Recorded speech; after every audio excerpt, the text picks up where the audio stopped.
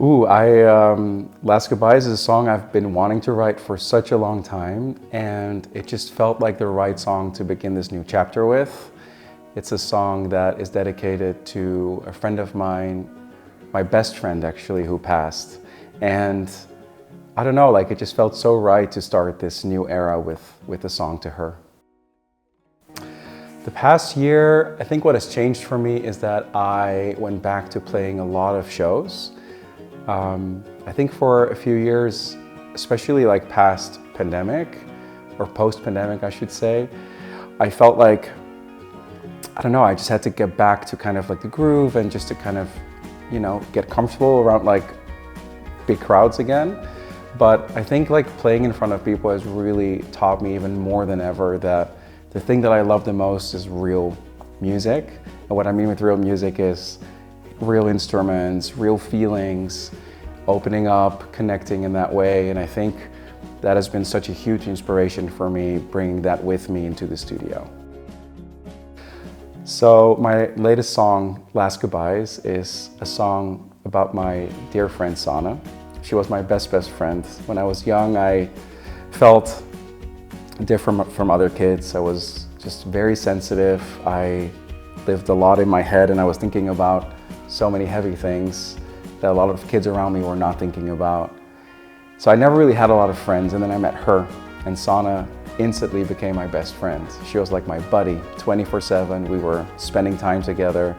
We would listen to music nonstop together. And for the next 10 years, she was my rock. When she turned 20, the day she turned 20 on her birthday, she gave me a call. And she told me she got diagnosed with cancer. She had been walking around with pain in her back, and they found a really rare tumor in her body and told her she only had a few months left to live. Which was so heartbreaking and so hard, obviously, for me, because I just didn't know how to cope without her, but also because I couldn't watch her like go through that pain. So for the next 6 months, I got on my bike every night and I went to the hospital. I sat by her bedside and we talked about life, and we had the most incredible conversations about what we wanted from life and what her dreams were and what my dreams were. And a few weeks before she passed and we knew it was happening, she looked me in the eye with a very serious face and she asked, "What are you doing?" And I said, "What do you mean?" And she said, "You're not living your own life right now, you're living someone else's life."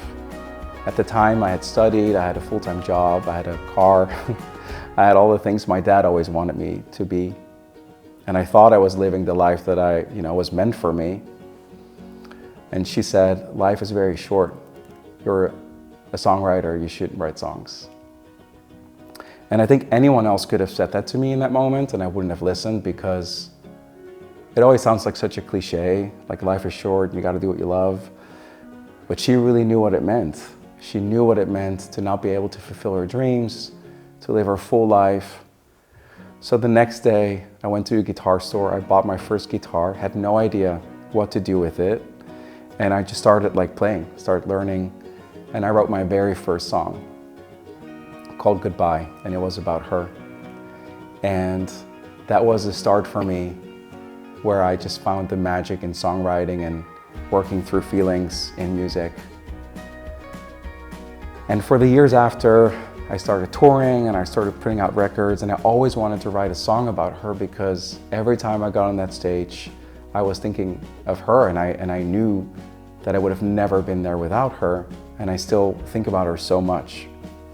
But every time I wrote a song, it was sad and it was dark, and that's just not who she was. She was so full of life and so happy and so full of energy and dancing through life. So I wanted a song that really shows that side of her and makes me think of her with a smile. So I wrote Last Goodbyes a week before I went on tour, and I decided to test it out in the shows and see how people responded. And the first night I played it, I looked into the crowd and I saw people cry and laugh at the same time. And that showed me that it was the right song, because I miss her so much and I wish she could come back. But at the same time, I'm so happy for the time that I had with her, and I think of her with such a smile, and I don't know, I just wanted to write a song that honors her in the perfect possible way. And now it's a song, hopefully, for everyone who has lost someone and want to celebrate them and honor them.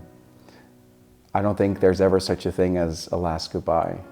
People can always live on in your memories, and she does with me, for sure. I think the sentence, holding on to last goodbyes, for me really speaks to that when you lose someone, or when someone is not a part of your life anymore, it doesn't mean that you have to close that chapter. I think often we're taught that time will heal everything and that we'll forget about someone. I think in my case, this song is about my best friend who I lost. And for years I struggled with the fact that it wasn't really getting less. Actually, I was thinking more and more about her, and the memories were more vivid. But I wanted to focus on all the good memories and sort of be very grateful for the time that I did have with her, and I did have with people in my life that are not there anymore. So I kind of just changed my mindset, and I thought, I want to hold on to a last goodbye. Even though I felt like I already had said my last goodbyes, I don't want to feel that way. I just want to postpone that, probably till never.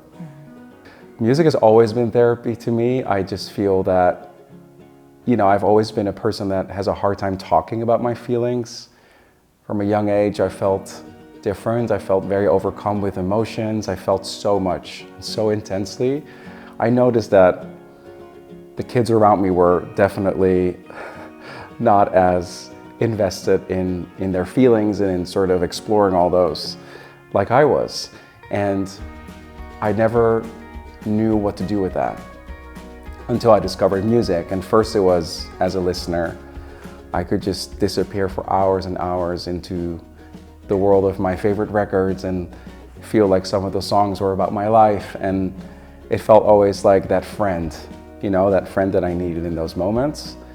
And then when I discovered songwriting myself, it just made me a happier person instantly. I just felt like I could finally channel those feelings and those dark feelings and emotions, and I had just a place where I could just funnel them into. So for me, music is definitely therapy. Playing live is therapy. I think, I'm always jealous of people who have a church or a community that they can go to, and for me that is just the shows. I feel like that is my church. I would say 90% of the lyrics that I write are about me and my life, and then I think 10% are about the things that I observe. I think people are fascinating. I love listening to people. I love asking questions. I love learning why people do the things they do, why they live their lives the way they live them. And so sometimes I steal stories from others just because there is something in there that I also can relate to. I think it will be really hard for me to write songs just because I think, oh, that's maybe what people want to hear, or that's what people can relate to. They always just have to come from that place deep within. I've always said to myself that I would rather not release music than release music that doesn't feel authentic to me.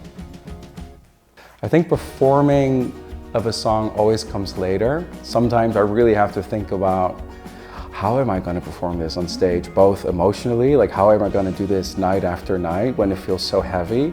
But then also how do I want to convey this from the stage? And sometimes those can be two very different worlds. How I want something to sound in the studio, it can be very different from how I want it to feel in a room. Then there's also this beautiful thing that I've discovered, now I've been doing this for a few years, that songs have different lives. And being on the road, playing them night after night after night, it will change the way people perceive them, and you see all of a sudden that people have grown stories with those songs. But also for me, I grow as a person, and all of a sudden I relate to these songs differently. So I can't go back to the recording and re-record, but I can go night after night and choose to like deliver the song differently. So I think that is something I've like discovered recently, now that I've been doing this for a while, that is really interesting to just like think about like, okay, this is a song I wrote 10 years ago. How am I relating to this now? And sometimes these songs can just have a whole different meaning. And with something current that's happening in your life, it all of a sudden feels like a new song to me. I think I will never get used to the feeling of thousands of people singing those songs back to me. Every time I'm like a little kid and I just like stare into, the eyes of people and I'm like, those are my songs, those are my words, what is happening? It feels so strange and bizarre. It's also the most beautiful thing. I think for me, having felt always so weird and lonely as a kid, I think now that's like giving me so much comfort. When I sing these songs with a lot of people, it makes me feel like I'm not alone in those feelings and like we all share those universal feelings. And what I'm getting back from people is that they also feel that when they come to the shows. And the biggest compliment to me is when I see people that feel free enough to just go for it. Like sometimes I see certain people in the crowd and I can see that they're a little uncomfortable because maybe, they have had like a long work day or they're going through stuff or they're maybe just a bit repressed. And the biggest compliment for me is that like at the end of the night, I can just see them go for it and just like be present. I think we're so disconnected in our daily life sometimes with our phones and social media and all that stuff. So like having a space where you can tune out and, come into my world is just a beautiful thing. I definitely have had moments where I felt that the songs or the shows were just becoming bigger than, how I view myself, obviously, but also like I intended them to be. Like when I started writing, I was just doing it for myself. I just found a way to cope with life and I made a record and I put it out because I thought maybe there is like one or two people who will find something in that, right? And then to just like see the songs travel the world and travel with them, but also play in front of like massive crowds. Sometimes I have like helicopter view and I look at myself and especially like being very shy and introverted like I am in my real life, I can look at myself and just be like, what is happening? What are you doing? This is crazy. And I had never thought I would like even get to those places. So, I've always said, once I release a song, it's not mine anymore. I write it and then it's mine, it's my story, and then I put it out in the world and then it's others, it belongs to the other people. Whatever that means to anyone. And then where the song travels is where I go as well. The relationship with my listeners and fans is like so important to me. When you're on the road, most of the year, those are your friends. Those are the people I connect with. I find it so special that people spend a night with you, that they look forward to these shows, that they connect with my words and my melodies in a special way. I think I never really felt comfortable with the idea of them looking up to me. I never want to have that dynamic between us. I always wanted to feel like you can just come up to me and share your stories with me as well. That's been really important to me from day one. Sometimes the artist-fan relationship can feel, like a little uneven, if that makes sense. And for me, the goal is always to just kind of get rid of that ladder almost, and just come down and just connect with people on the same level. We're all humans, we're all feeling the same shit. And yeah, so for me, it's just always really important to show that I care, that I show up, that after shows, I always choose to stay, meet everyone, sign a record, take a picture. I always think to myself, if a small thing like that can mean so much to someone, why wouldn't I do it? I know that we live in a world now where a lot of things are monetized, like a VIP experience with an artist where you go to a show and you have to pay massive amounts of money. For me, it's very important that tickets are always under a certain price so most people can come to the show, that I make time for them, that I show them that I'm grateful for them, that I don't take it for granted that they're spending time with me, and that with them listening to the songs, it just like means more to me than they'll probably ever understand. I am a fan of many musicians and I am also really a big fan of movie directors and film music. I think I'm obsessed with film scores. That has always been as a kid already. It started with the score of Home Alone. And I recently actually went to a show where they showed the movie and then the orchestra played the songs and I sobbed like a kid. I love people who create things that didn't exist before and they just let you into their world. So yeah, I can always be in awe of that. There's one thing that comes to mind. I went to a James Taylor concert with my dad. My dad was a massive fan always, and he used to play his records over and over again. And I remember being a kid and I said to my dad, why are you always playing this stuff? I want to listen to Top 40 because the kids in my class were listening to that. Secretly, I loved those records. And then I saw that James Taylor was coming to one of my favorite venues in Holland. And I didn't tell my dad where we were going to. And I had arranged that we could also meet him afterwards.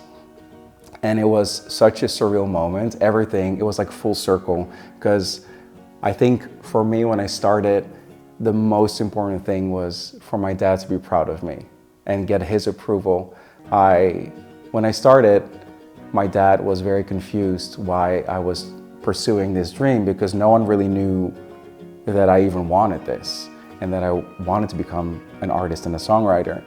So, you know, I told him on the way to the concert that James Taylor and my dad were really the reason why I started doing this.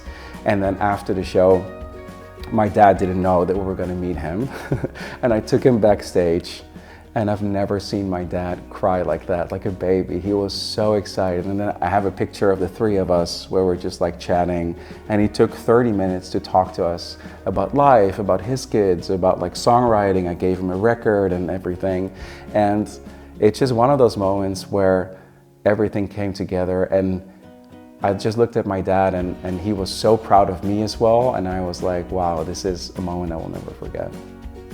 I always wish that for someone to meet me, that it brings them something, a positive experience. It's hard for me to really think about, you know, that I inspire people or that I'm someone they look up to. I hope that I can set an example sometimes, especially with a representation of someone like me. Like, I was never the cool kid. I was never the showy guy. I was never the shiny guy. I was just sort of the awkward kid that just felt a lot. And I hope that when people come to a show or meet me, that they just like feel seen and think, oh, that's also okay to be like that. I don't have to be this sort of perfect, you know, whatever they think they need to be. My hopes for the future are obviously that I can just do this for many more years. I have a few dreams still, and I think before I was always ashamed to kind of manifest them, which is a terrible word, by the way, but like to put them out into the universe. I just want to write more songs that a lot of people can relate to. I feel like there's nothing more magical than writing something that comes from you and people feel like it's their story too. I want to see more of the world with my music, do bigger tours so I can play for more people. And then I think just like make songs that can feel like soundtracks to people's lives. That whatever that is, whatever that moment is, that it can be life-changing to people. That is my ultimate goal.